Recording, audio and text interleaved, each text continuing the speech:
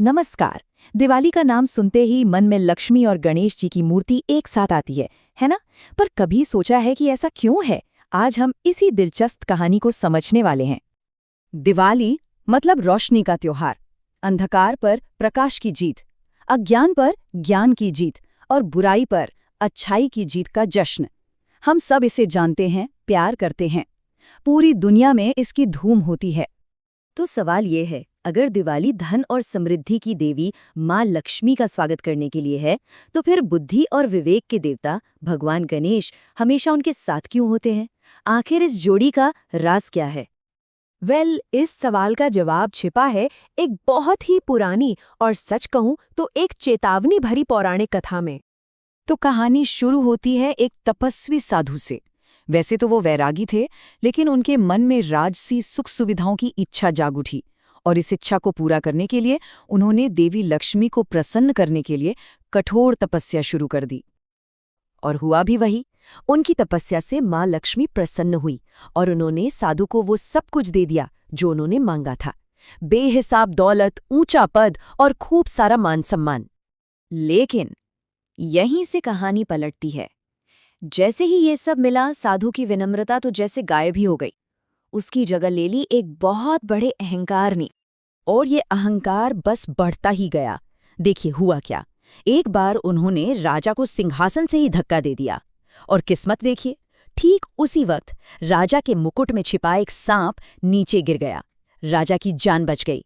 फिर कुछ समय बाद उन्होंने राजा को महल से बाहर खींच लिया, और बस कुछ ही पलों में भूकंप से पूरा महल ढह गया।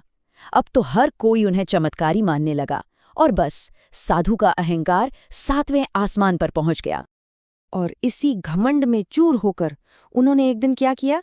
राजा के दरबार में रखी भगवान गणेश की एक मूर्ति को देखकर बोले, ये मूर्ति सुंदर नहीं है, इसे मेरी नजरों के सामने से हटा दो। सोचिए, सिर्फ इसलिए कि उन्हें वो मूर्ति अच्छी नहीं लगी। अब ये अपमान देखकर भगवान गणेश को क्रोध आ गया, और उन्होंने उसी पल उस साधु से अपनी कृपा मतलब बुद्धि और विवेक का जो आशीर्वाद था वो वापस ले लिया। और जैसे ही गणेश जी का आशीर्वाद हटा, साधु की बुद्धि भ्रष्ट हो गई। वो पागलों जैसी हरकतें करने लगा। उसके काम इतनी मूर्खतापूर्ण हो गए कि राजा को उसे पकड़कर जेल में डालना पड़ा। अब जेल में अकेले पड़े पड़े साधु को अपनी गलती का एहसास हुआ। उसने माँ लक्ष्मी से प्रार्थना की। तब देवी लक्ष्मी ने उसे समझाया, तुमने गणेश का अपमान किया है। अगर अपनी बुद्धि वापस चाहिए तो तुम्हें उन्हें ही प्रसन्न करना होगा। और बस यही कहानी हमें हमारे उस पहले सवाल के जवाब तक ले आती है। तो देखिए, ये एक दिव्य साझेदारी है। एक तरफ है माँ लक्ष्मी, धन, समृद्धि और सौभाग्य की देवी, और दूसरी तरफ है भगवान गणेश, बुद्धि, विवेक और हर बाधा को दूर करने वाले विघ्नहर्ता। मतलब लक्ष्मी जी आशीर्वाद का स्रोत हैं, तो गणेश जी उस आशीर्वाद को सही रास्ते पर रखने वाले मार्गदर्शक। तो इस पूरी कहानी का सबक क्या है? सबक ये है कि धन यानी लक्ष्मी बिना बुद्धि यानी गणेश के अस्थिर है, वो टिकता नहीं है।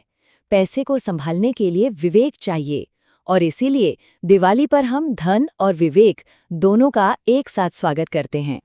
तो अब जब हम इस कहानी के पीछे का मतलब समझ गए हैं, चलिए देखते हैं कि आज के ज़माने में दिवाली पूजा में ये बात कैसे झलकती है। वैसे इस साल दिवाली 20 अक्टूबर 2025 को है।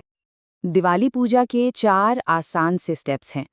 सबसे पहले तैयारी। घर की अच्छी तरह से सफाई होती है, क्योंकि कहते हैं लक्ष्मी जी साफ सुथरी जगह पर ही आती हैं।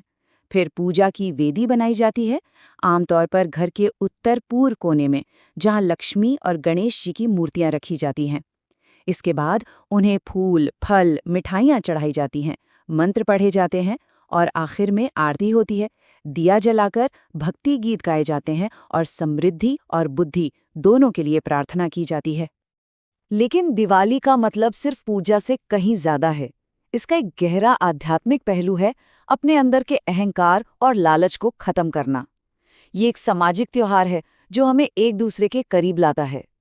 अर्थव्यवस्था के लिए भी एक बड़ा बूस्ट है, और सांस्कृतिक रूप से तो पूरे भारत में इसे अलग अलग तरीकों से मनाया जाता है, बंगाल की काली पूजा से लेकर गुजरात की चौपड़ा पूजा तक। सच कहें तो दिवाली हमें ज्ञान, प्रेम और करुणा के प्रकाश से अपने मन के अंधेरे को दूर करने की प्रेरणा देती है। तो ये कहानी हमें क्या सिखाती है?